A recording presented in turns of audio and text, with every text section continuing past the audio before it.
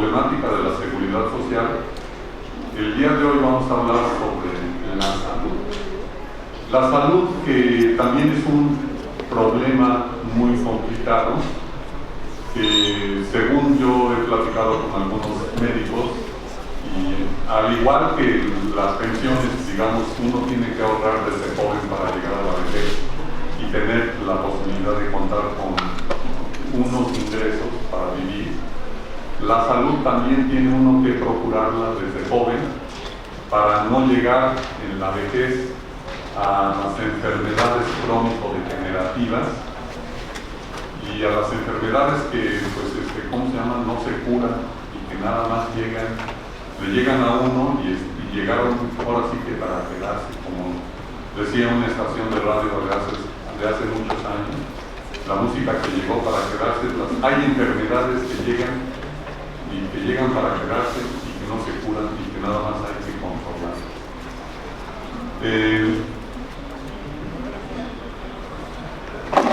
Yo no quisiera, cansarlos con datos. Lo que yo sí quiero comentarles en este momento es, lo que vamos a hablar es el deterioro de las funciones esenciales de la salud pública. ¿Qué está pasando con la salud pública? Y en particular la doctora Verónica Montes de Oca nos señalará qué está pasando con las funciones de la salud pública, sobre todo en el grupo etario de 60 y más. Yo lo que les puedo comentar es que la Organización Mundial de la Salud establece como un principio básico el goce del grado máximo de salud que se puede lograr. Es uno de los derechos fundamentales de todo ser humano, sin distinción de raza, religión, ideología política o condición económica o social. Ese es un principio que debemos de aprender, que debemos de ejercer y que debemos de tener presentes, porque luego suceden cosas raras en nuestro país, y no nada más en nuestro país, en todo el mundo. Estas pequeñas líneas que estoy presentándoles vienen del documento firmado, signado por la Organización Mundial de la Salud y la Organización Panamericana de la Salud, la cual fue firmado, signado el 3 de octubre de 2014 en una reunión de personas interesadas, representantes de gobiernos, representantes de las dependencias de salud de todos los países del mundo. Ustedes podrán encontrar información de esta emisión en esa página, y si no, pues le ponen nada más, como tiene el título de la plática el día de hoy, le ponen el deterioro de las funciones esenciales de la salud pública, y comenzará a salir un montón de documentos que hay en la red al respecto. Sin embargo, yo lo que quiero señalar es también lo siguiente. Aparentemente el documento ese que les estoy refiriendo, en donde fue signado por la Organización Panamericana de la Salud y la Organización Mundial de la Salud, pareciera que apenas fue una idea que se les ocurrió y que la están planteando y la están desarrollando. La verdad es que hay un documento anterior, el documento de la conferencia de Alma-Ata, que es un país o es un lugar en Kazajistán, en tierras rusas, hoy ya no tierra rusa, pero ese documento hizo la declaración del Alma-Ata o de Alma-Ata. Es el mayor pronunciamiento internacional en salud que hasta ahora haya tenido lugar en el mundo. Yo creo que después de 38 años sigue siendo el marco en el que se reconocen y confluyen la mayor parte de de quienes luchan por el derecho a la salud de los pueblos. Alma Ata proclama que la atención primaria de la salud, oigan eso, la atención primaria de la salud, es la clave para lograr salud para todos los pueblos del mundo en el tiempo de una generación. Y si ahorita no hemos logrado eso, quiere decir que la atención primaria a la salud no se ha desarrollado, que la atención primaria a la salud no se ha logrado, no la hemos conseguido y que sigue siendo un problema, dado que pues hay un montón de personas que llegan a la edad de 60 y más, que sufren de diabetes, que sufren de enfermedades del corazón, que sufren de muchos otros malestares, todo porque no hemos logrado el famoso sueño utópico de la atención primaria a la salud para todo mundo, sin excepción, como dije hace rato, como se señaló hace rato, sin excepción de color, religión, raza, lengua, etcétera, etcétera. Hay varias consideraciones, varias ideas al respecto de esto. Creo que el gran impulsor de esta declaración de Alma Ata fue el doctor Halfdan Mahler. Y bueno, fue un planteamiento innovador para 1972, si no mal recuerdo. El principio de Alma Ata se firmó, se signó entre el 6 y 12 de septiembre de 1978. Muchos de ustedes todavía no existían, algunos ya existíamos, pero desgraciadamente ese principio, ese planteamiento no se ha logrado.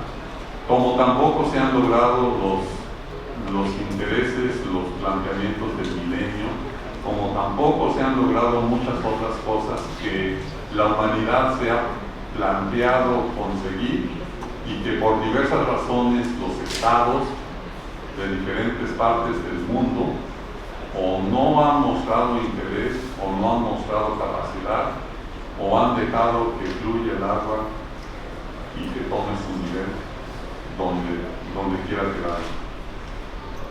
Podría comentar algo más, pero no es mi papel en esta ocasión comentar más cosas al respecto de la salud. Yo nada más quiero servir como motivador de lo que nos van a plantear los expertos. En este momento tenemos la presencia de la doctora Verónica Montes de Oca.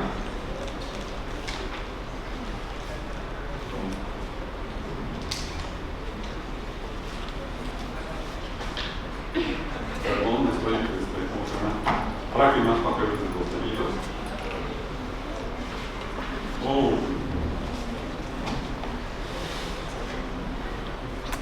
Aquí tengo. Aquí debe estar. Bueno, les voy a decir los detalles de la doctora Verónica Montes de Oca, que por cierto ha dirigido tesis de alumnos de la carrera de actualidad. Bueno, ella es profesora investigadora titular B de tiempo completo, con PhD, en el Instituto de Investigaciones Sociales. Fue designada por el rector José Narro Robles como coordinadora del Seminario Universitario Interdisciplinario sobre Envejecimiento y Vejez, en el cual tenemos la fortuna de participar tanto la maestra Pilar Alonso, la doctora Pilar Alonso, como su servidor. Ella está ubicada, tiene la carrera de Sociología de la Facultad de Ciencias Políticas y Sociales, la maestría de Demografía del Colegio de México y el doctorado en Ciencias Sociales con especialidad en Población, también del Colegio de México. Ha sido investigadora asociada del Instituto de Investigaciones Sociales de la UNAM, tiene el nivel 2 del Sistema Nacional de Investigadores, ha sido secretaria técnica del Instituto de Investigaciones Sociales, investigadora titular del Instituto de Investigaciones Sociales y actualmente es la coordinadora del Seminario Universitario Interdisciplinario sobre Envejecimiento y Vejez. Sus líneas de investigación: demografía del envejecimiento, estudios gerontológicos, sistemas de protección social, redes sociales, apoyos sociales, relaciones intergeneracionales, género y vejez, seguridad social y políticas públicas de vejez. Publicaciones, tiene varias muy interesantes, que yo los invitaría a que fueran al instituto, a la librería del Instituto de Investigaciones Sociales. Bueno, ahora voy a hablar del doctor Samuel Arellano Vázquez. Él realizó estudios de economía con especialización en planeación del desarrollo económico. Se desempeñó en diversos cargos directivos en el Instituto Mexicano del Seguro Social, institución en la que colaboró durante 28 años. Ha colaborado en diversas actividades académicas para la Universidad Autónoma de México, la Universidad Nacional Autónoma de México, la Benemérita Universidad Autónoma de Puebla, la Universidad Autónoma del Estado de Morelos, la Universidad Intercontinental y el Senado de la República.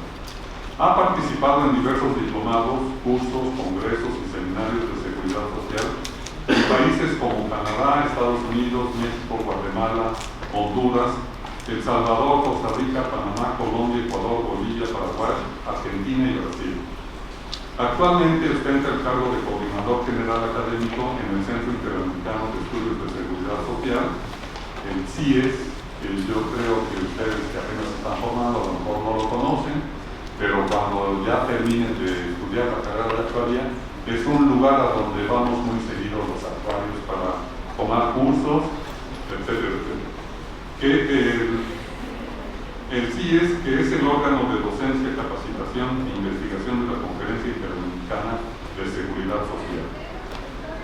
Y por último, aún en ausencia, pero estamos enterados de que nos anticipó que iba a llegar un poquito tarde, el tercer comentarista, miembro de esta mesa, es el doctor Gustavo Leal Fernández, que nació en la Ciudad de México.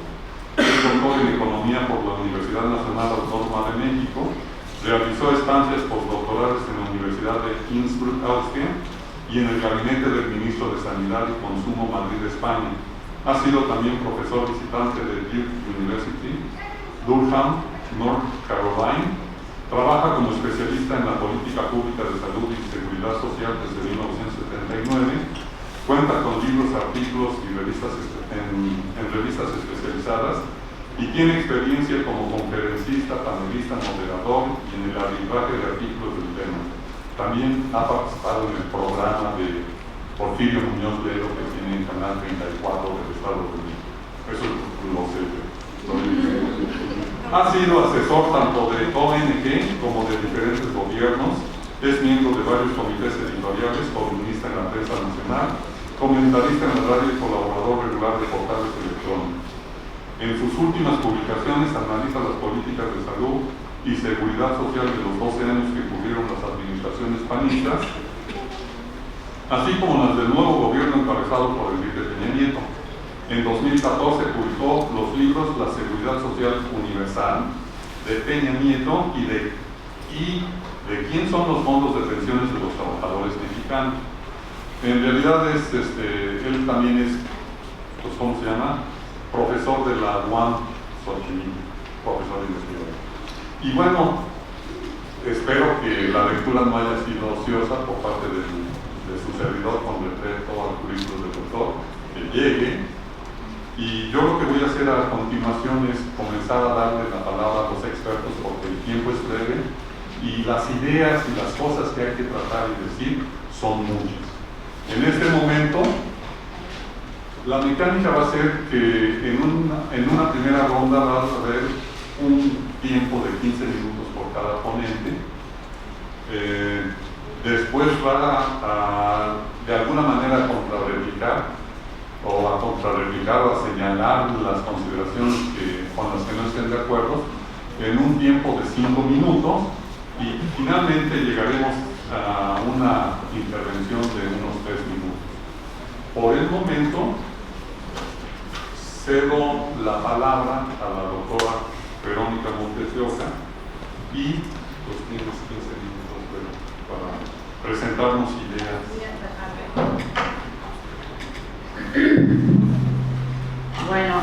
nada, pues muchísimas gracias a los organizadores de este evento. Aunque ustedes no lo crean, pero aunque estamos muy cerca, porque estamos aquí en el centro de la ciudad universitaria, en realidad a veces no conocemos todas las instalaciones de nuestra universidad. Así que, como dice Antonio, los invito a que vayan a las áreas, a los institutos de Ciencias Sociales y Humanidades, los pitufos, como ustedes los conocen, y vayan y conozcan también las investigaciones que hacemos ahí en sociales, en donde nos vinculamos muchísimo con ciencias, ¿no? Sobre todo en el área de matemáticas, en el área de actuaría, con la cuestión demográfica. Y voy a hacer una vez un comercial antes de que me apasione con el tema, se me olvide, porque del 20, 21, 22, 23 y 24 de junio, apunten, vamos a realizar junto con la Facultad de Ciencias y otras dependencias universitarias el Congreso de la Investigación Sociodemográfica en México. Y va a haber talleres gratuitos para los estudiantes, pero tienen que registrarse. Tengo entendido que la facultad va a pagar 20 inscripciones para todo el congreso, pero los talleres serán gratuitos para los estudiantes. Entonces, si quieren aprovechar el congreso, va a haber talleres con temáticas sumamente interesantes de actualización de bases de datos, de grandes consorcios de fuentes de información, etc. Va a haber cosas muy interesantes. Bueno, qué bueno que llegan aquí. Bueno, pues vamos a comenzar con esta reflexión. La verdad es que uno a veces no sabe exactamente qué quiere uno presentar, cómo será el público, quiénes estarán escuchándonos y cuáles dudas tendrán. Y yo lo que pensé como socióloga y como demógrafa, pues no es venir y de pronto replicarles todo lo que ustedes seguramente ya han visto en las clases de demografía sobre la transición demográfica y todas esas cuestiones de los cambios en la población, pero sí hacerles una reflexión un poquito más del lado de la sociología, ¿no? Para cambiar un poquito la temática.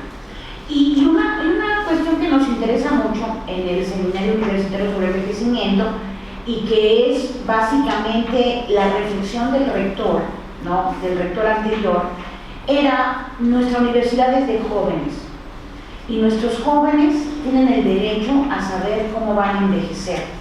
Y yo creo que estas mesas redondas cumplen también con esa parte de educar, pero también de informar, porque ustedes tienen derecho a tener la información necesaria para tomar decisiones. Y esto tiene que ver básicamente decisiones con su vida, decisiones con su familia y decisiones en la sociedad. Pero para tomar decisiones uno también necesita tener como ciertos contextos, ¿no?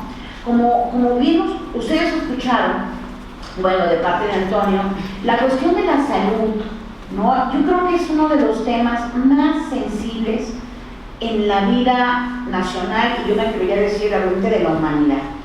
Cuando ustedes van a las iglesias y ven los retablos, lo que uno observa en todos los templos es las plegarias para tener una buena salud, las plegarias para poderse aliviar de una enfermedad.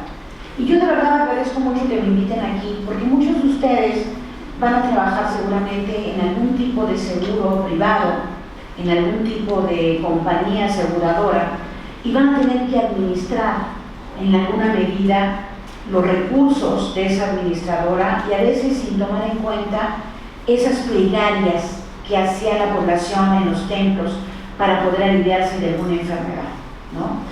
Y por eso es muy importante para mí estar aquí y agradezco muchísimo la invitación, porque es parte de mi labor también como científica y como académica, es la sensibilización con los estudiantes y con la población en general.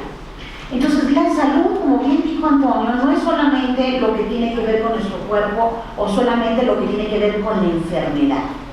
La salud es justamente un marco muy amplio, bien lo dice la Organización Mundial de la Salud, es todo lo que tiene que ver efectivamente con la prevención misma de la enfermedad, con la cuestión que tiene que ver con la mente, con la salud mental, con la salud corporal, en todo su marco, pero también tiene que ver mucho con la salud social y la salud colectiva.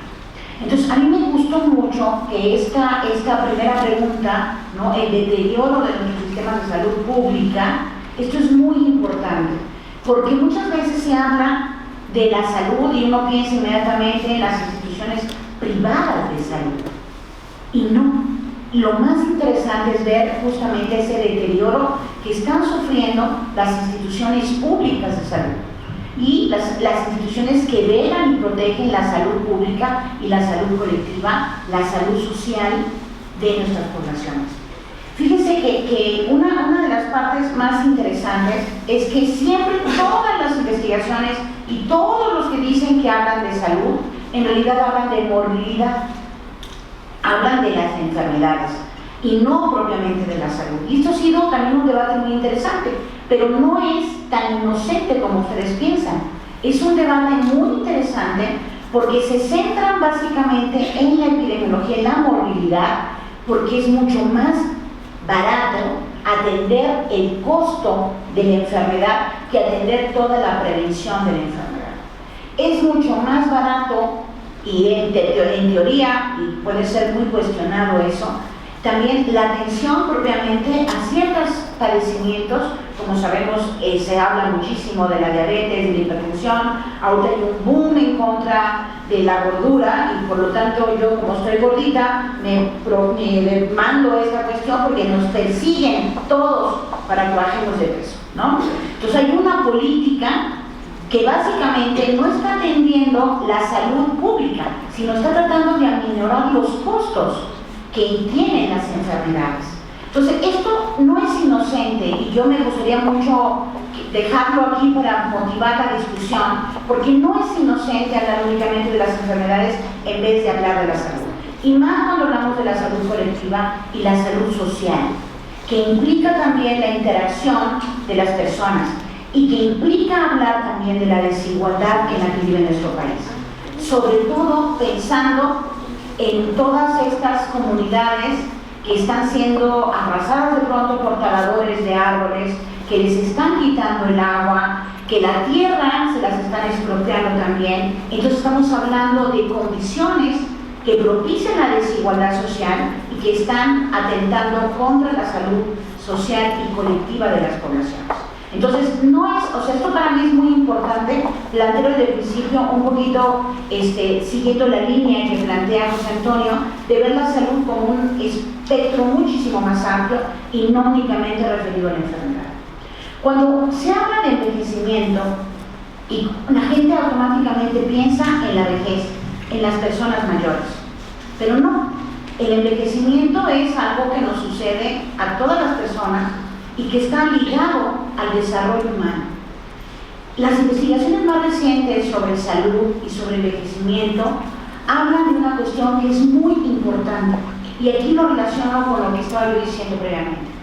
Hablamos de que los procesos de exclusión y de desigualdad no están afectando a la población desde el momento de la concepción, desde el inicio de su curso de vida. Y esto tiene mucho que ver, y ya también lo decía Amartya Sen y muchísimos otros economistas, tiene que ver con las oportunidades que tienen las personas a lo largo de su vida en la prevención de enfermedades, en las oportunidades que tienen para minorar los efectos negativos de una sociedad desigual y de un cambio, si ustedes quieren, climático, propiciado por la avaricia, la ambición de grandes transnacionales y de grandes potencias mundiales. Entonces, el hecho de no tener oportunidades para minorar esos riesgos propicia una morbilidad que incluso puede ser temprana, muy tempranamente, y las investigaciones muestran cómo, con toda claridad, cuando una persona en sus primeros 5 años de vida tienen enfermedades, uno podría parecer que se alivia en el tiempo. No, las enfermedades se marcan en el cuerpo, dejan huella en el cuerpo y después vuelven a aparecer o dejan marcas, dejan huellas que van a generar después otros padecimientos de más larga duración, como ustedes saben, los famosos crónico-degenerativos. Entonces, aquí es algo muy importante, porque muchas veces cuando se habla, por ejemplo, la Constitución habla que tenemos derecho a la salud. Y claro, todos los seres humanos, los derechos humanos de la salud, es justamente tener derecho a la salud. pero no se habla con especificidad de derecho a la atención médica gratuita, por ejemplo. No se habla con precisión. Ahora se habla mucho del derecho a la protección a la salud. Claro, otra vez vamos a proteger la salud, pero ¿cuáles son los servicios públicos de que van a atender la salud? Entonces, esto es muy interesante, porque cuando uno habla de envejecimiento y vejez, uno siempre se imagina a las personas de la tercera edad y a los de 60 y más, pero no, hablamos también de envejecimiento. Y cuando yo hablo de envejecimiento me estoy refiriendo también a todos ustedes y a los niños mismos que desde este momento tienen que proteger frente a la vulnerabilidad y los riesgos para tener una salud en todo su curso de vida. Entonces, aquí hay muchos elementos muy importantes. A veces, como actuarios o como demógrafos, hablamos siempre transversalmente de los grupos de la población, los grupos etarios, los grupos de edad, pero y nos cuesta mucho trabajo pensar el tiempo de una manera longitudinal, el tiempo de las personas, su curso de vida, y cómo se produce desde los primeros años de vida los padecimientos que van a tener las personas al llegar, si es que llegan y tienen la fortuna de llegar a la vejez. Entonces, aquí hay varios elementos muy importantes. ¿Ya? ¿Tampoco? No me digas. ¡Qué barbaridad! Bueno, uno tiene que ver con esta visión individualizante de la salud, ¿sí? No podemos, hay una corriente impresionante en muchísimos estudios, incluso de colegas nuestros, que plantean esta morbilidad de la población como una falta de responsabilidad individual.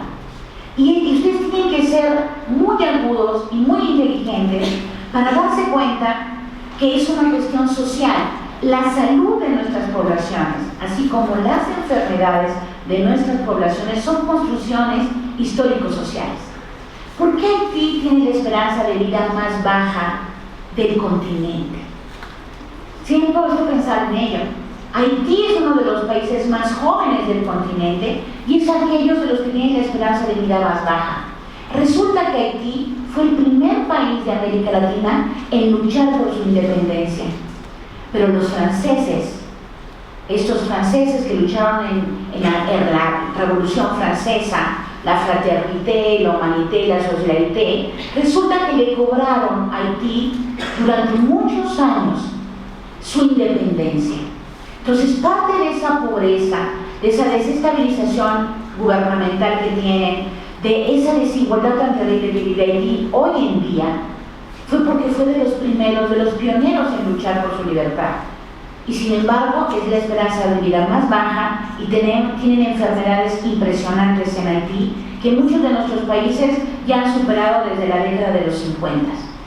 Entonces, la enfermedad y la salud jóvenes es una construcción.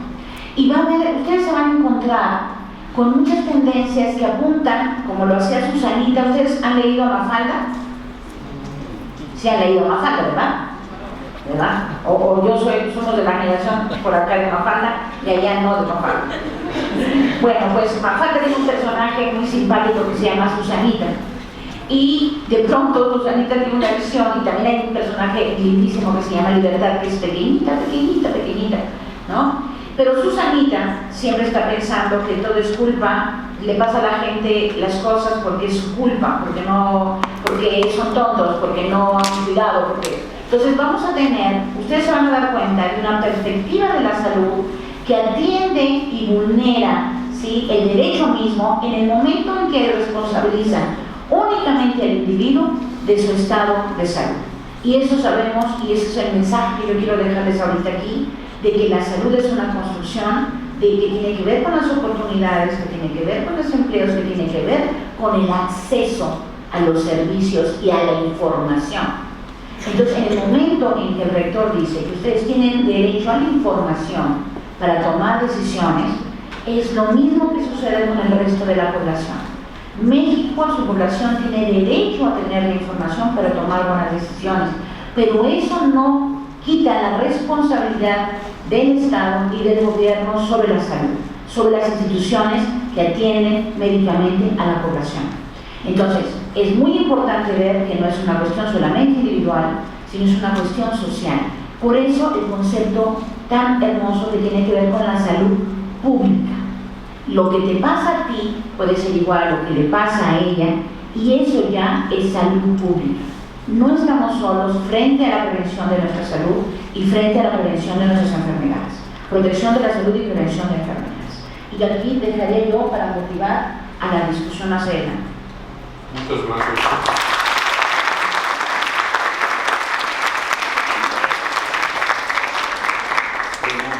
Ahora le damos la palabra al doctor Samuel Arellano.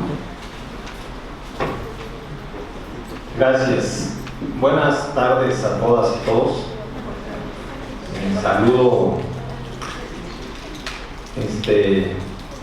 un cordial saludo a los compañeros de esta mesa y un agradecimiento muy especial para Pilar y José Antonio, y muchas felicidades también por hacer este evento con este tema tan importante.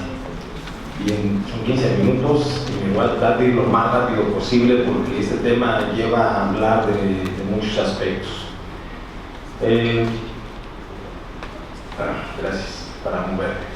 Bueno, este es el punto de partida que tenemos. El tema es el deterioro de las funciones esenciales de la salud. Y aquí hay unos temas que hay que analizar, lo que es el seguro popular, que hemos ganado y que hemos perdido. ¿Alguno de ustedes se ha atendido vía este seguro? Nadie, ok. Exactamente, son afortunados. Ahorita lo vamos a ver.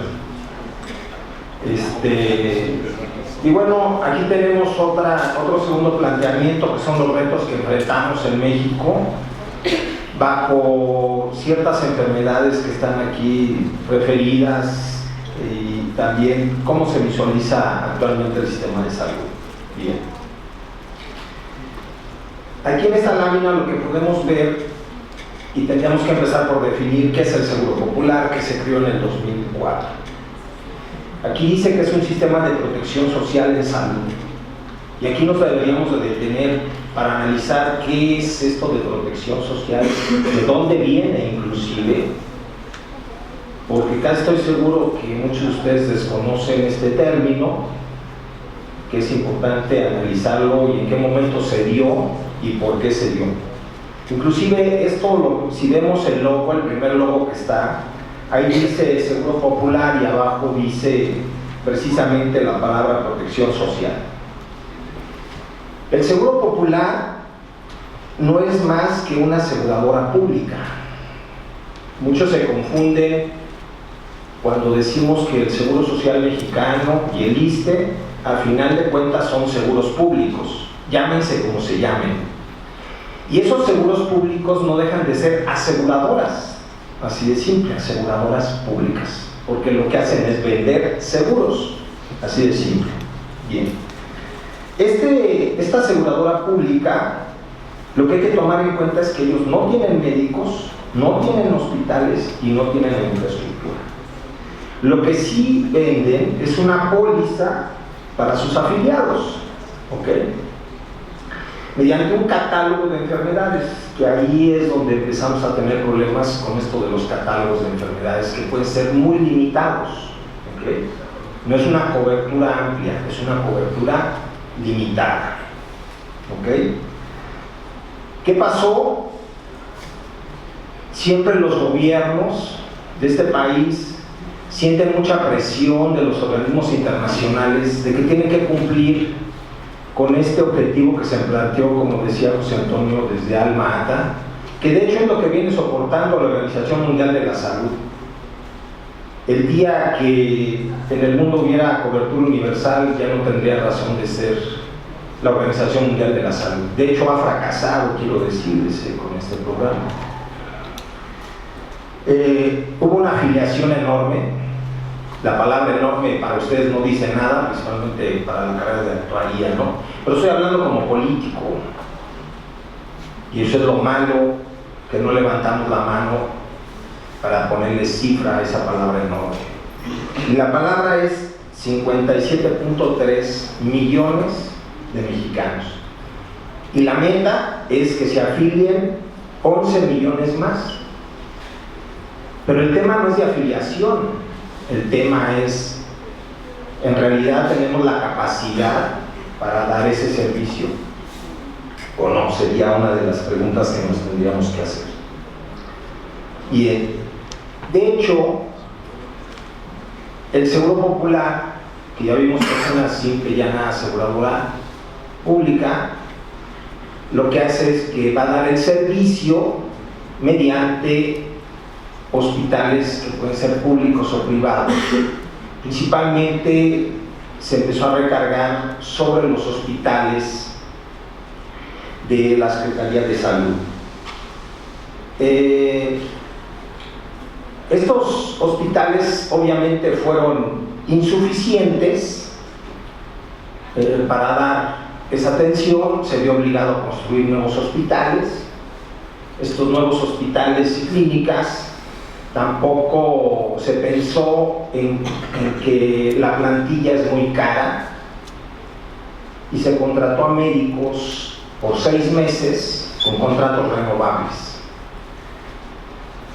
Obviamente la contratación se refiere a 65,000 médicos y enfermeras que tienen un caos porque no tienen seguridad en el empleo. Ya se imaginarán también cómo dan la atención, ¿no? Y estos nuevos hospitales que se crearon, la plantilla nada más cubre el 60%. Esto hay que también tomarlo con cuidado, estos datos estoy diciendo porque la OECD se valió de eso para decir que estaban subutilizados los servicios. Y no es cierto, no es tan cierto eso. El año pasado me hicieron una pregunta a unos médicos en el centro médico, me decían, oiga, todo lo que usted plantea nos dice que está muy difícil la cobertura universal de salud en México. ¿Usted qué puede decir para que se dé la cobertura universal en salud? Digo, es muy simple, mire, con toda la infraestructura hospitalaria, pública y privada, médicos, paramédicos, enfermeras, ambulancias, todo lo que usted quiera, cubrimos al 50% de la población. Para cobertura universal es fácil, matemos al 50% de la población y ya tenemos cobertura universal, ¿no? Esa sería la primera solución, ¿no? ¿Sí o no? La segunda es, pues dupliquemos, ¿no? Hay que duplicar todo eso, si no nos estamos engañando, que es lo que ha venido pasando hasta ahorita. Otros dirían, oye, pero la prevención. Sí, efectivamente la prevención es un camino. No lo hemos tomado, no hemos empezado a hacer prevención. Ahorita más adelante, si tengo espacio, les voy a decir por qué razón. Bien, al final de cuentas es un servicio o un deseo de los gobiernos que con su varita mágica o con lo que tenemos, y como normalmente los gobiernos también le quieren hacer al economista, y esa frase de que con menos hay que hacer más, que es un absurdo, ¿no? Se ha seguido esta política. Bien.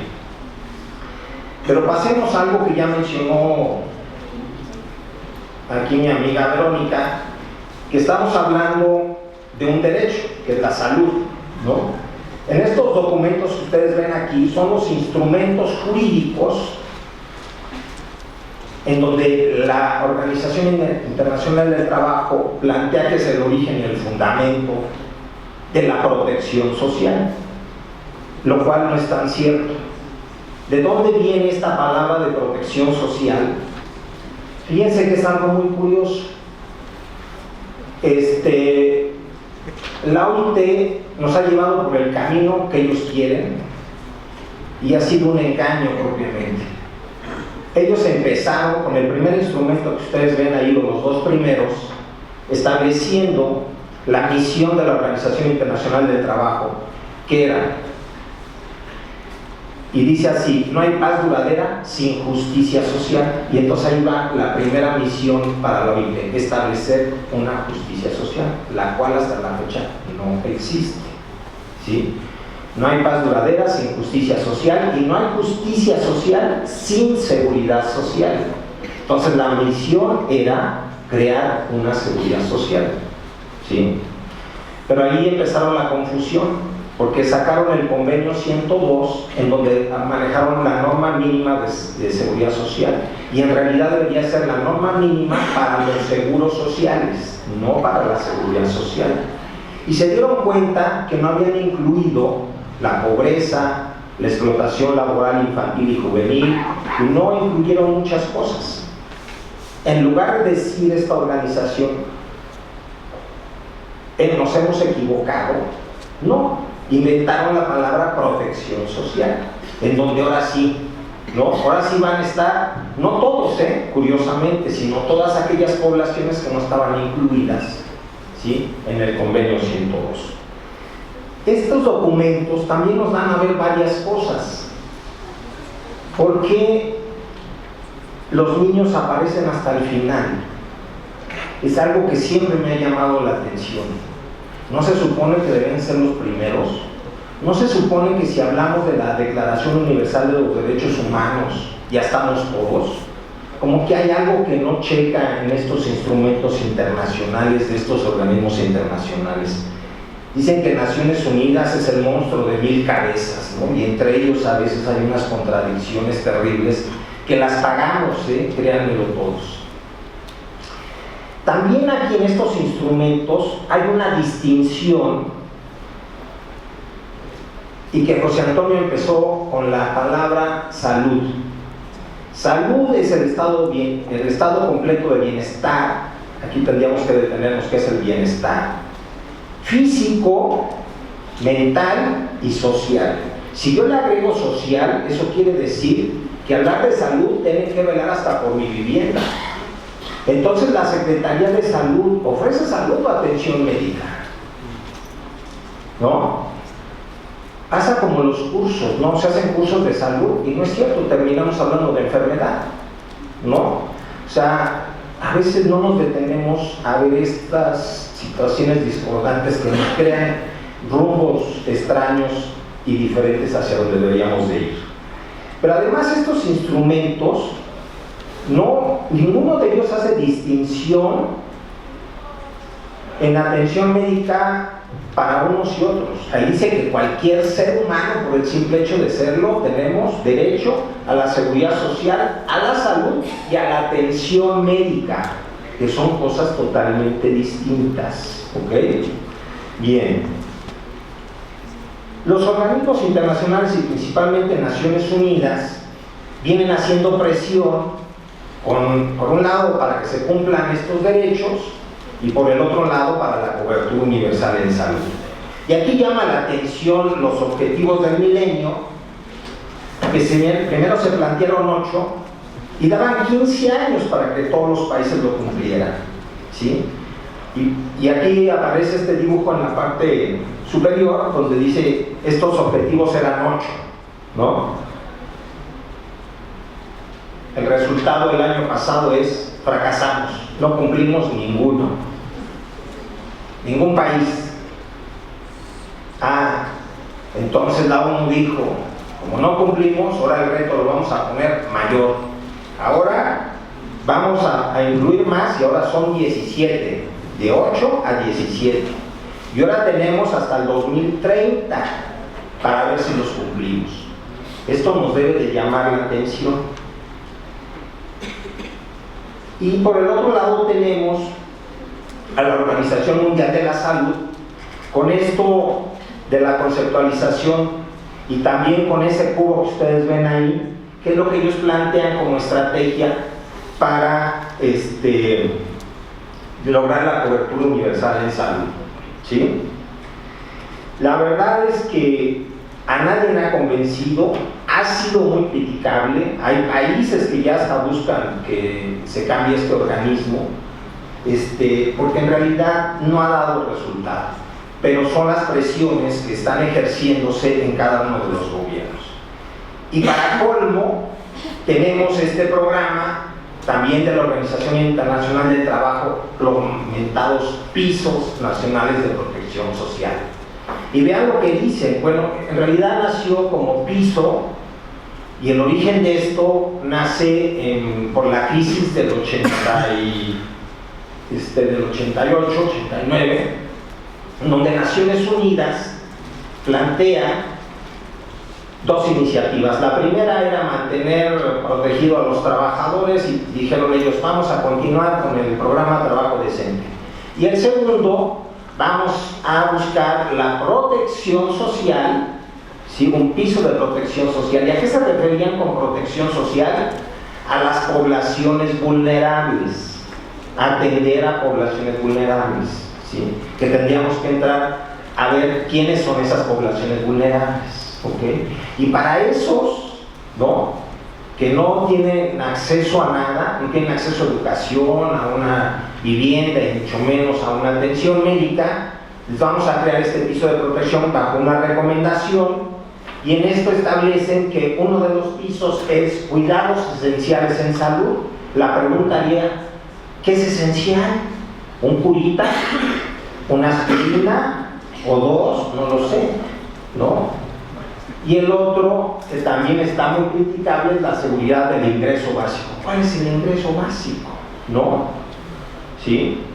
Bueno, yo me quedo hasta aquí por la cuestión del tiempo, nada más para ilustrar un poco la entrada sobre estos temas. Muchas gracias.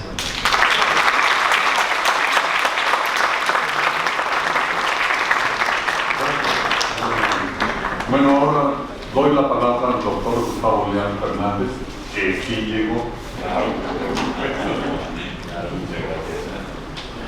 Muy buenas tardes a todos ustedes. Y quiero empezar agradeciendo mucho la invitación de Pilar, como siempre, y de José Antonio a esta reunión útil con tantos jóvenes y otros que nos acompañan. Saludo también a la mesa con mucho gusto y a mis compañeros, todos muy conocedores y conocidos, y quiero comunicar que buena parte de las ideas que voy a presentar hoy las he trabajado con mis amigos Héctor Javier Sánchez y Jorge León, que están aquí abajo acompañándome esta mañana. Yo voy directamente al tema de este gobierno. En los 15 minutos, ¿verdad?, que tenemos en esta primera ronda, lo que yo quiero plantear es que estamos ante un desafío muy grande en materia de salud. La mesa de ayer de pensiones, como dice Pilar, muy interesante, nos permitiría haber completado la perspectiva. Pero hoy, hablando de salud, creo yo que lo que hay que decir es que este gobierno, el de Peña Nieto, nos ha truqueado con el tema de la salud. Llegó presentando una propuesta de seguridad social universal que nadie le pidió y que diseñó realmente para otros intereses que son los que voy a explicar hoy. Yo quiero partir del hecho de que para la siguiente generación de mexicanos el derecho a la salud, la defensa de su situación de salud, como hubiera tratado ayer en materia de las pensiones, igualito, es el punto número uno de la agenda que debería estar en todo partido político, en toda asociación civil y en todos ustedes los jóvenes como una prioridad. En verdad, desde 1982, como muy bien señala Samuel Arellano, vemos un proceso franco de desmantelamiento de las instituciones sólidas que teníamos en el sector de la salud y la seguridad social. Esas etapas de esos desmantelamientos nos llevarían en sí mismo una conferencia, pero yo opto por coger el último momento, que es el de Peña Nieto.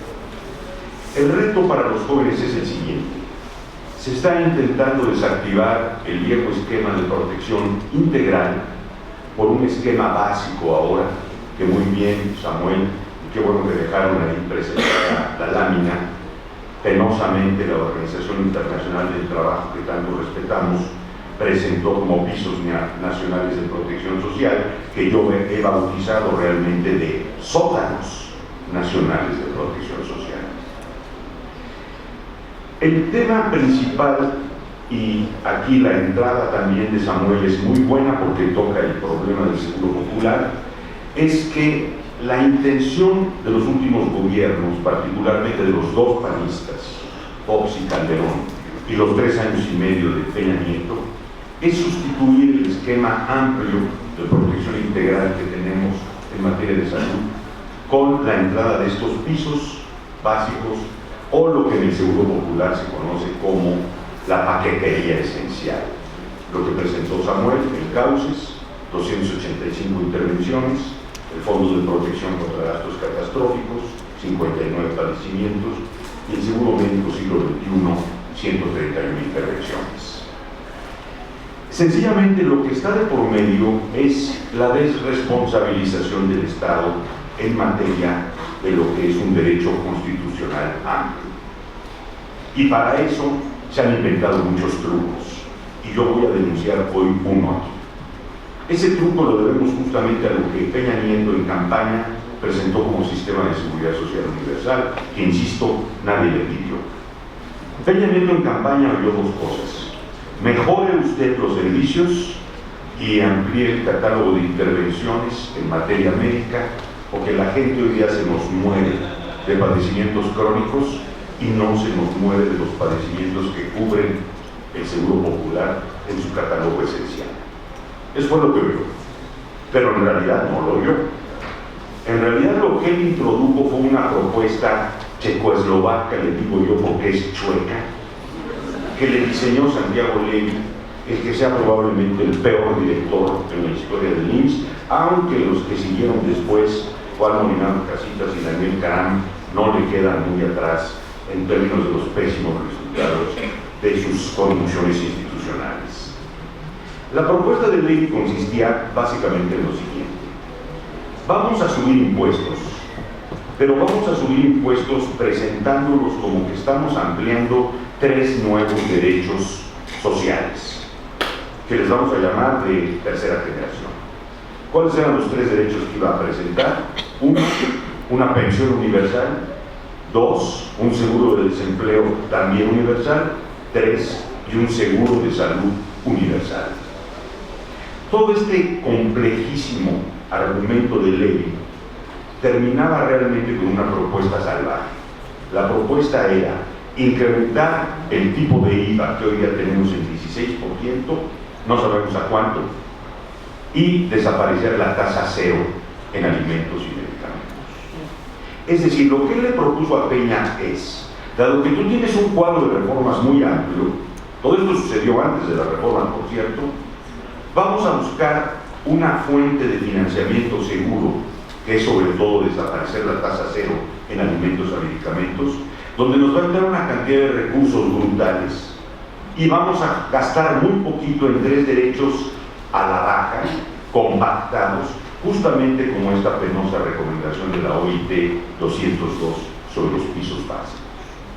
Esa fue la propuesta que hizo y esa fue la que presentó Peña Nieto en su campaña ante los medios de comunicación, apoyado por infinidad de intelectuales mediáticos y otras plumas mareadas que se fueron con esta idea bárbara de que había que introducir un sistema de protección social universal. Bueno, yo denuncio que esto no es un sistema de protección ni es un sistema universal. Realmente las 3 propuestas lo que ofrecieron fue quitar en vez de poner.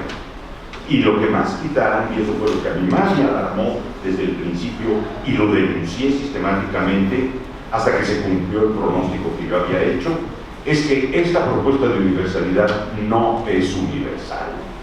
Para que haya universalidad realmente en materia de salud, de pensiones y de desempleo, la máxima es universal, es todo para todos.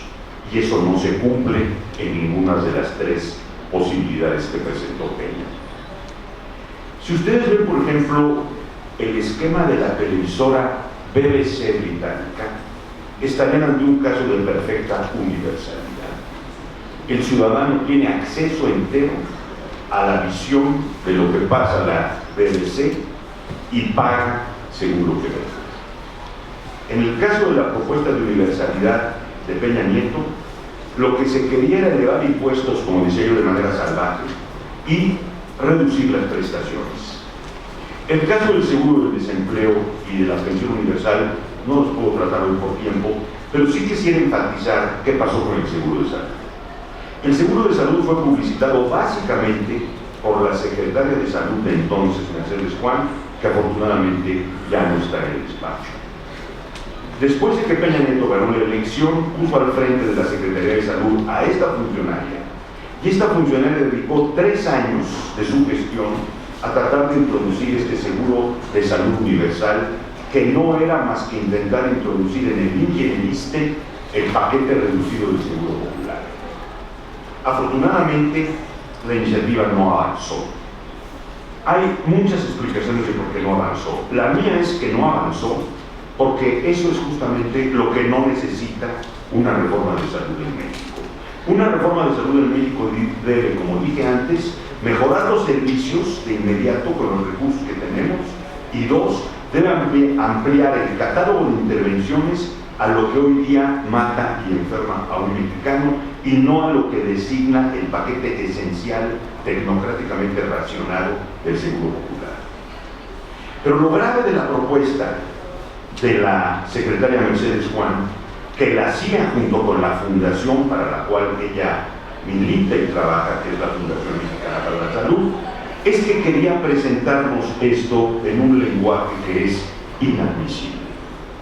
Según la secretaria Mercedes Juan y sobre todo su subsecretario de entonces, Eduardo González Pier, que tampoco está más en la responsabilidad pública, de lo que se trataba con esta reforma de la salud era de hacer explícitos los derechos. Esto es lo que a mí me molesta de manera especial. Con esto se quiere decir, lo que hoy día tenemos amparado en la ley del IMSS, el seguro de enfermedad y maternidad, y lo que tenemos amparado en la ley del ISSSTE, en el seguro de salud, según ellos, no es explícito. ¿Qué es explícito? ¿Qué es priorización explícita? Como lo llama tecnocráticamente el Banco Interamericano en sus más recientes documentos.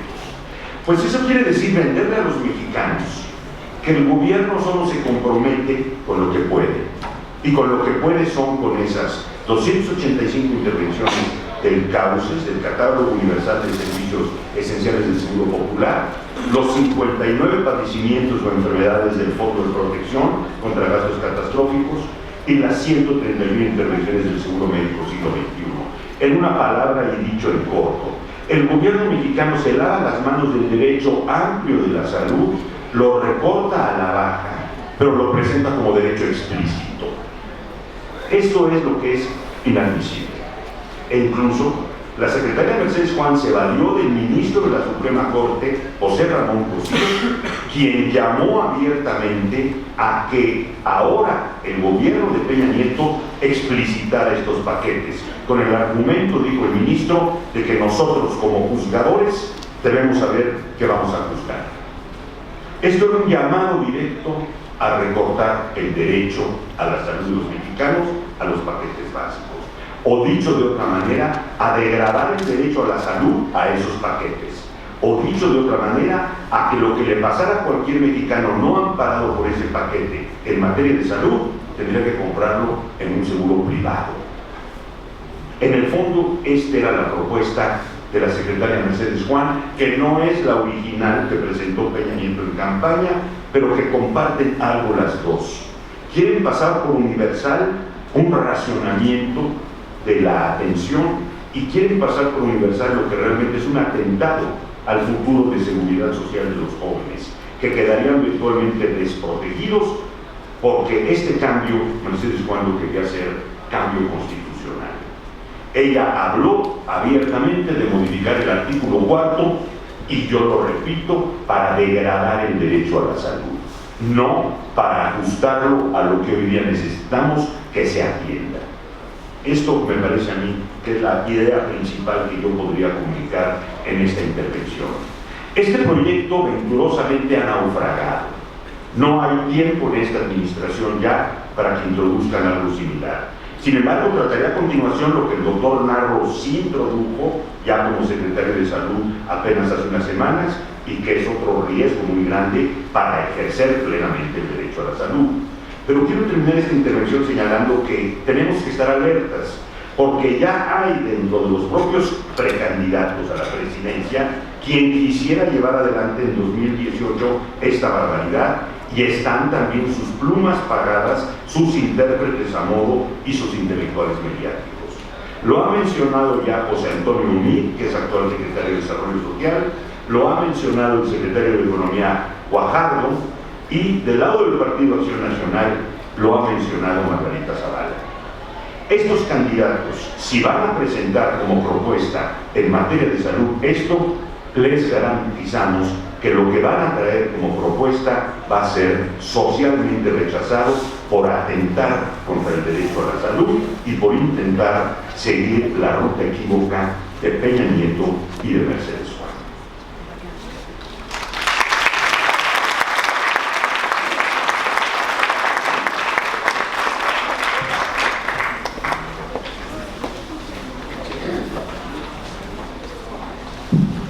Bueno, ahora regresamos con la doctora Verónica Montes de Oca en una sesión de 10 minutos cada uno de ellos para que consideren los planteamientos que hicieron algunos de los compañeros que están aquí en la mesa.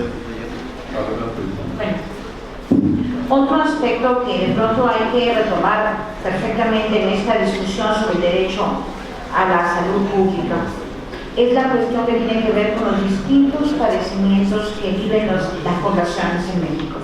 Y un aspecto que a mí me gustaría mucho centrar es la visión de género también, y sobre todo el padecimiento que tienen las mujeres, los procesos que viven las mujeres y la falta de atención en materia de salud, la constante discriminación de género y sobre todo toda la cuestión que tiene que ver con el maltrato en la atención médica hacia las mujeres. Y justamente estaba yo recordando una investigación muy importante que hizo Roberto Castro, el investigador del CRIM, del Centro Regional de Investigaciones Multidisciplinarias, que se ha dedicado a denunciar básicamente todo el maltrato, si aún estando los servicios de salud público que existen al interior, hay también no solamente una forma displicente de atender la salud, por ejemplo, de las mujeres indígenas o de la mujer en general, ¿no? La educación y la misma profesionalización del servicio profesionales en medicina, de las enfermeras, reproducen también un sistema patriarcal. Y esto también es muy importante, estas cosas casi nunca se mencionan cuando uno habla de todos estos aspectos. A lo mejor se mencionan justamente todas estas esencialidades o explicidades que tiene el derecho, pero también al interior lo cierto es que hay un sentido muy patriarcal, muy discriminatorio en la atención de las mujeres y de las mujeres indígenas, de los ancianos igualmente, esta lógica que se expresa también en el discurso de que todo lo que le pasa a las personas mayores es por su edad, como si fuera una cuestión automática, cuando ya mencionamos al principio que esto no sucede automáticamente, no está determinado por sí, sino tiene mucho que ver con las condiciones económicas que viven las personas en su curso de vida. Entonces, hay ahí también ese tipo de situaciones al interior de los mismos sistemas. Hay también entre las tantas mentiras que se dicen para justificar la presencia de los sistemas privados de atención médica, es que son diferentes, que atienden mejor. Nosotros en nuestras investigaciones que hemos tenido con personas que efectivamente padecen crónico-degenerativas, muchos de ellos son jubilados de la UNAM, nosotros mismos incluso, entre las tantas prestaciones que tenemos, es tener servicios privados de salud. No vamos al ISSSTE mucho, vamos al privado. Y eso también es un problema muy serio. Se está creando esa imagen, esa representación social de que los sistemas privados de atención a la salud son mejores que los públicos, lo cual también es totalmente falso. Es la misma autora, tenemos una compañera, por ejemplo, una compañera que, como somos miembros del SNI, podemos contratar una aseguradora para justamente enfermedades muy fuertes. Y esta compañera, por ejemplo, tiene cáncer. Ha pagado toda su vida el seguro.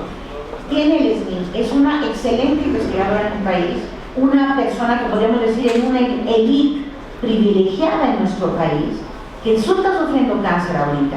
Y las puertas de las aseguradoras y las puertas del tratamiento de los hospitales privados ha sido de lo peor. ¿Por qué? Porque su cáncer es evidentemente muy costoso para las instituciones y tampoco se quiere pagar ese tipo de cosas. Entonces hay que tener mucho cuidado, porque muchos de ustedes van a trabajar también incluso a lo mejor en ese tipo de aseguradoras, o a lo mejor en ese tipo de sean aseguradoras públicas o privadas. Y vamos a enfrentarnos con esta situación. O sea, al interior también de los servicios médicos se reproducen formas patriarcales de atender con discriminación con estereotipos a la población en materia de salud. Y esas son otras formas no explícitas que se ven, que se empiezan a naturalizar y a normalizar al interior de los sistemas de salud. En una investigación que hicimos de quejas médicas, es muy impresionante ver que la gran mayoría de las quejas médicas son justamente en las mujeres en su momento reproductivo, que han sufrido algún maltrato y han sufrido negligencia médica en la mayoría de los casos. Pero adivinen ustedes quiénes son también las principales que hacen las quejas ante la CONAMED y ante todas las instancias gubernamentales. Casualmente, otras mujeres que ayudan a otras mujeres que han sufrido la injusticia de la negligencia médica. Entonces, esto no se ve muchas veces. Este tipo de cosas a lo mejor son más de investigación social, pero que también es sumamente importante cuando se está hablando del derecho. No solamente, evidentemente, todo lo que han dicho mis compañeros es muy importante, estas cuestiones de tratados internacionales, que son formas en que los consensos de las grandes compañías negocian con los gobiernos y generan estos grandes tratados, estos grandes acuerdos internacionales, para después implementarlos de una manera velada, creando verdades a medias y sobre todo creando representaciones sociales equívocas que en vez de lo que hacen de generar una solidaridad social, una solidaridad intergeneracional y una exigencia del derecho al gobierno, no, lo que hacen en muchos de nosotros es naturalizar y pensar que lo privado es mejor que lo público y naturalizar el maltrato que sufre la población en atención a la salud. Y yo creo que también esto, desde la perspectiva social y la perspectiva interdisciplinaria, con los actuarios, con ustedes matemáticos, es sumamente importante de tomar en cuenta.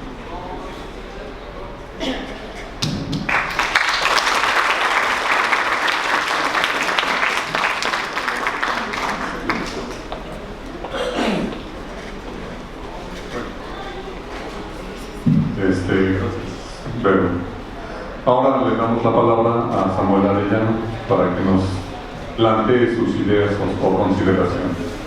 Gracias. Bueno, yo voy a continuar con la misma temática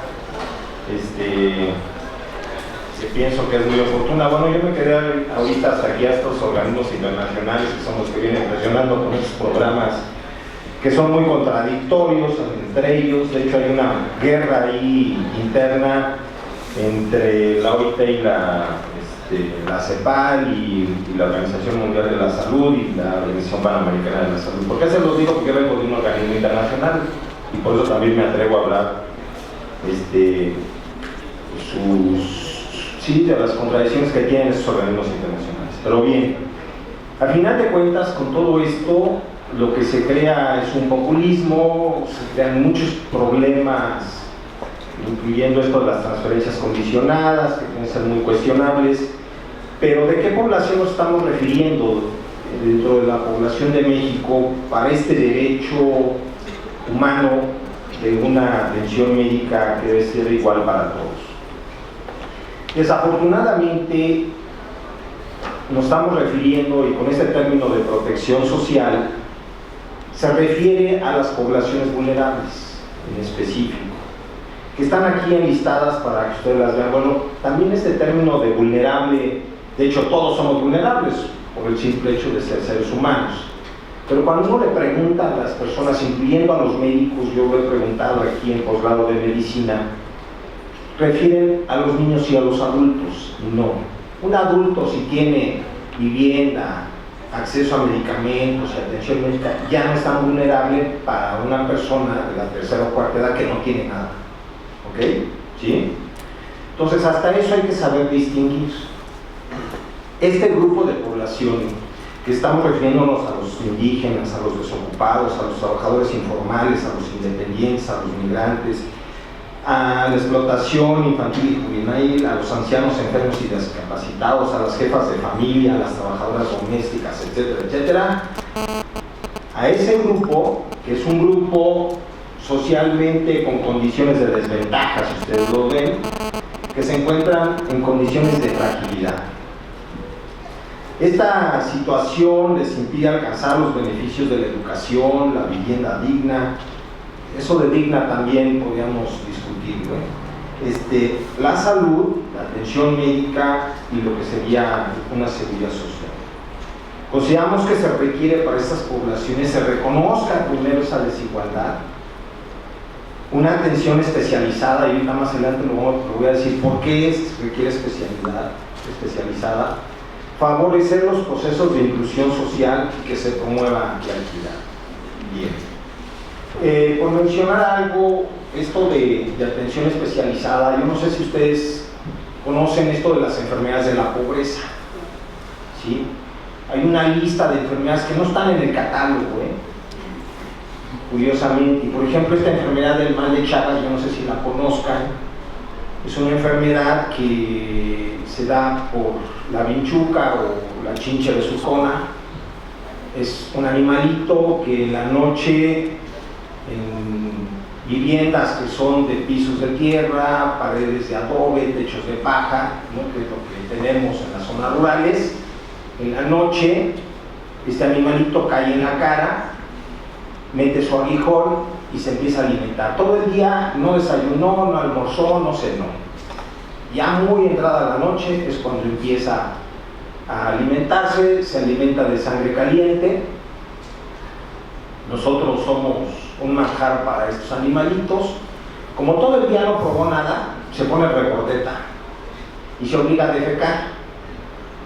Crea un escozor, la gente se rasca y entonces entra en el torrente sanguíneo el Trypanosoma cruzi, que es un parásito, y que en ese momento que lo introduce va creando colonias y colonias en el corazón. Pueden pasar 10 o 20 años en que no hay signos vitales, como si no pasara nada, y de repente muerte súbita. Para dimensionar, en el 2012 Médicos Sin Fronteras estimó que tenemos 8 millones de chagásicos. La gente no lo sabe y se va a morir, ¿sí?, por esta condición. En Guerrero tenemos poblaciones que el 100% de la población está enferma de Chagas. Es una enfermedad jodida porque es poco o nada atendida. No tenemos médicos especialistas para esta enfermedad. No sabemos diagnosticar la enfermedad. El único medicamento, que es medio un paliativo, nada más una vez lo hemos comprado y no supimos qué hacer con él. Y ahí está. ¿Por qué no hay medicamentos o por qué no hay vacunas? Porque ¿quién las va a pagar? El gobierno no las quiere pagar. Las personas tampoco las van a pagar porque ya vimos que son poblaciones que no tienen recursos, ¿sí? Entonces, ¿se necesita una atención especializada para este tipo de poblaciones? Sí, sí se requiere y necesitamos pensar en ellas. Pasemos a otra población que es la informalidad. La informalidad, para darnos una idea, tenemos una estimación cercana, sería 59.3 millones de trabajadores, que representa el 60% de la fuerza laboral en este país. Pero la informalidad también nos lleva a la pobreza, ¿sí? Y ahí tenemos dos cifras que siempre llaman mucho la atención. ¿Cómo se catalogan? 55.3 millones de pobres y 11.4 en pobreza extrema. Ese término siempre ha sido muy lastimoso y todavía peor, la Conmebol lo acaba de cambiar y le pone pobreza moderada. Discúlpenme la palabrota, pero son chingaderas. Sí, la verdad, de verdad que lastima mucho, ¿no? La pobreza nos lleva a una gran desigualdad. En México tenemos 16 personas que son 1,000 millonarias. Estas 16 personas tienen una fortuna equivalente a 3 países. De esas 16 personas, el 10% de esas 16 acumulan el 64% de la riqueza.